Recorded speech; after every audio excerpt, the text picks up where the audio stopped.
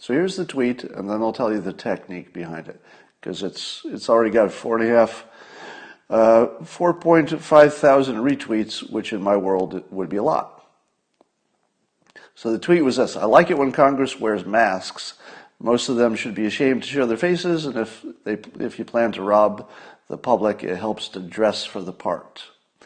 Now, the first thing you need to know about this joke is that I almost didn't write it, because I thought of it, and then I wrote it down, and I looked at it, and I said, this is not really edgy. It's sort of just right down that fat middle where I'm just saying what people want to hear, and I thought to myself, I'm a professional. I feel like as a professional, I could do better than this joke. And then you know what happened?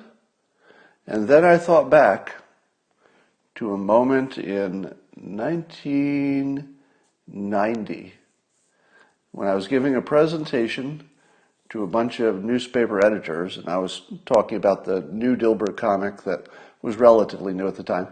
And, no, it wasn't 1990. It was, it was about 1990. And I was telling them, how great Dilbert was so that they would add it to the newspapers. So basically it was like a marketing event for me, but I was a speaker at an editor's event. I was just making sure that they knew who I was. And at the end of my presentation, a man I didn't recognize stood up in the question period, and instead of a question, he had a comment. And his comment was that my cartoon, the samples that I'd shown him up front, he said, what you have there is a cartoonist's cartoon. And he went on to explain, he said, it's a cartoon that would only appeal to other cartoonists. Can you imagine that? I'm standing in front of all of my customers, and a guy gets up and tells me that I have a cartoon that would not appeal to anybody in the audience. The only people it would appeal to is another cartoonist. Said that in public while I stood in front of a room full of my customers. Now, I, of course, did not appreciate this when it happened. And afterwards, I went to my editor, and I said, was it my editor or somebody was in the room? And I said, can you tell me who that guy is? Who is that guy? Because I don't like that guy. That guy did not make my day good. And she said, that's Bill Keane. Bill Keane. You ever hear that name? He was the creator of the Family Circus, one of the most successful comics of all time. So he was a legend in the industry. Now, whether or not you care for his comic or not is irrelevant to the point.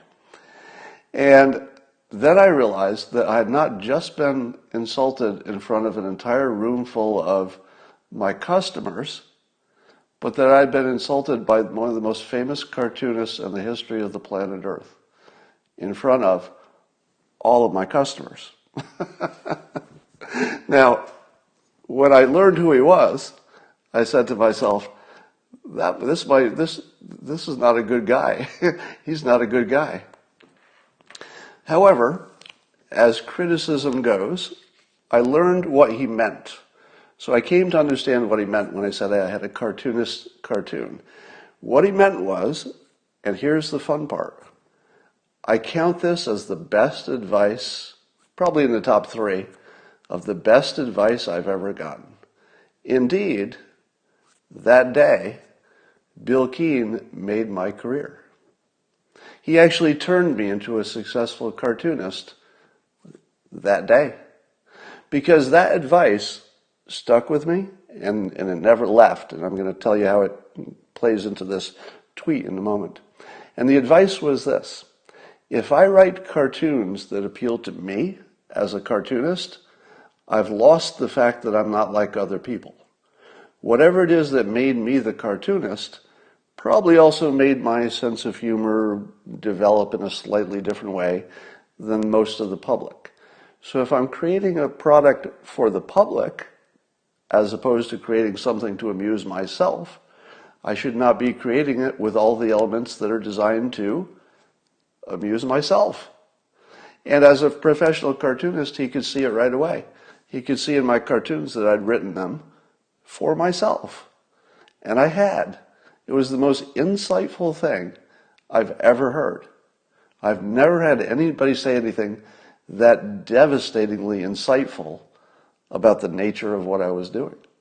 And when I realized fully what that meant, that I'm developing a product for other people, and that my ego was in the way. It's an ego problem. My ego made me draw comics for myself because I said to myself, essentially, well, if I like them, anybody's going to like them, right? Once I got that, and I also realized that the customers, the readers, were asking for Dilbert to be more in the office, and at the time he wasn't. He wasn't spending much time in the office. It wasn't really an office place comic too much. So I said to myself, I don't really love it when he's in the office because that's actually my day job. I still had a day job. And the last thing I wanted was to have a comic that was sort of my mental escape to be the same as my day job, because that's what I was escaping from. But it's not what the customers wanted. What the customers wanted was my shared pain of being in a cubicle, because I still was, and that's what they wanted. They want to say, hey, I'm in a cubicle, you're in a cubicle. Let's talk about that. And so when I managed to take Bill Keane's advice eventually and managed to start writing for the audience, I realized that I wasn't writing stuff that would necessarily be exactly what I'd want. And this tweet that I sent out that, as I said, went viral, I almost didn't write it because I said to myself, it's not the tweet that I would like. Do you know how hard it is as an artist to create art? And I'm going to say that a tweet or anything you write, if you're an artist, is art in a sense. Do you know how hard it is to create art that you don't like? Do you know how hard that is? It's very rare. And I just did that. So this is a tweet. This tweet I personally dislike. But because of experience and because of the gift that Bill Keane gave me, I was able to do it.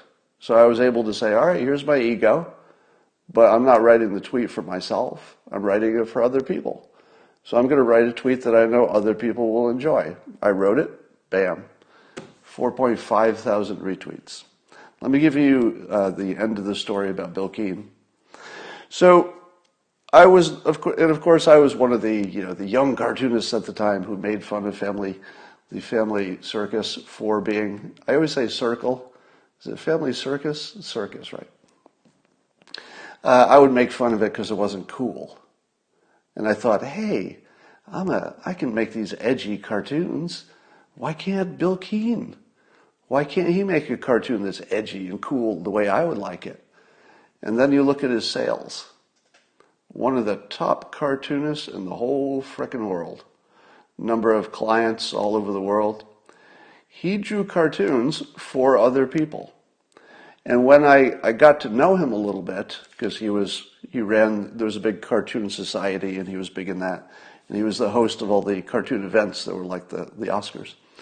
And so I got to know him a little bit and realized that he wasn't anything like the person who stood up. In other words, he wasn't a dick. He was actually a really nice guy, like a really nice guy. And I guess it was tough love, basically. It was the most useful advice I've ever gotten. But it turns out that his own personality and his own sense of humor wasn't anywhere close to the product he created. He had learned to create a product for his customers that I'm pretty sure he didn't like himself. Once you got to know him, you would see how different his sensibilities were than his actual product. And then I'd say, oh, I get it now.